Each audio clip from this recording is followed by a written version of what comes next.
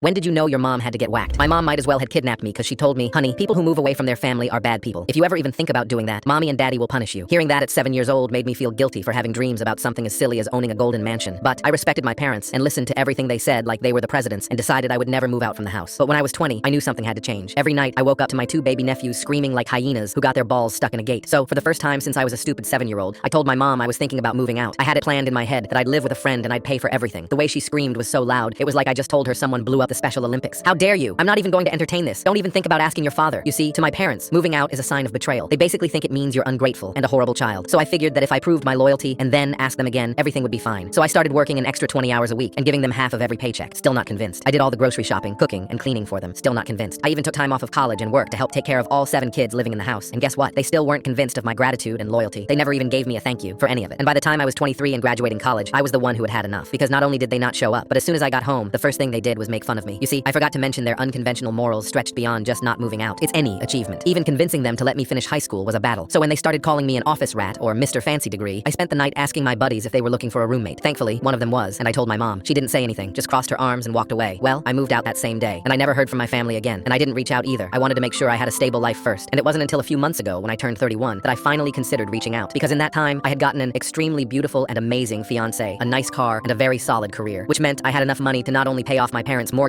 but also to help contribute to a new house for them and the kids. As I wrote out the check for $200K, I felt a sense of pride because I was finally able to give back to my family, show them how much I love them. And that's when I did something extremely crazy and reckless. I invited my entire family over for dinner. It was via email and was the first time we had spoken in 8 years. My mom replied almost instantly and said they'd all be attending. My heart jumped. I really thought this was going to be the moment our relationship is rebuilt. In the days leading up to it, I did everything I could to make sure it was perfect. I planned on cooking 3 homemade recipes and even set up a little play area for the little ones. I didn't want to get my hopes too high, but as I set up, I couldn't stop fantasizing about what they might say. We loved you all along. We missed you so much, were all things I longed to hear. So when the moment finally came and they were at my doorstep, me and my fiancé, Ella, happily welcomed them inside. My 2 nephews came, along with my 4 nieces, 3 aunts, uncle, and my parents. Aside from some small talk, the house was pretty much silent for a while. I felt so awkward that I broke the silence by taking out the fat check and handing it to them. This is for your mortgage and some extra to help you in the future. Oh wow, my mom was the first to speak. So you think you can just abandon your family and come back with some money like nothing ever happened? I felt that familiar pain again, like a wound being poked. I'm sorry, Mom. Sorry. This time it was my dad who interrupted. Oh yeah, I'm the most ungrateful and worthless piece of crap, but hey, at least I'm sorry. He said it in a sarcastic tone to mock me. I swear I was about to start crying, but then my mom chimed back in to change the topic. She pointed to Ella before saying, I hope you're not actually with this sorry excuse for a woman. I stared at the check in my mother's hand. The smell of the freshly cooked dinners hit my nostrils. Suddenly, all my sadness and guilt was replaced with a deep, unearthing rage. I grabbed Ella's hand, shoved the adults out of the way, and walked out. We got in the car and drove around the corner. Ella wasn't upset either. In fact, she was just as angry as me. We didn't say much, but she knew I was done with them. It had been building for years. Today was just the breaking point, my reality check. I knew I couldn't ignore it, that I had to do something. Full story on channel linked below.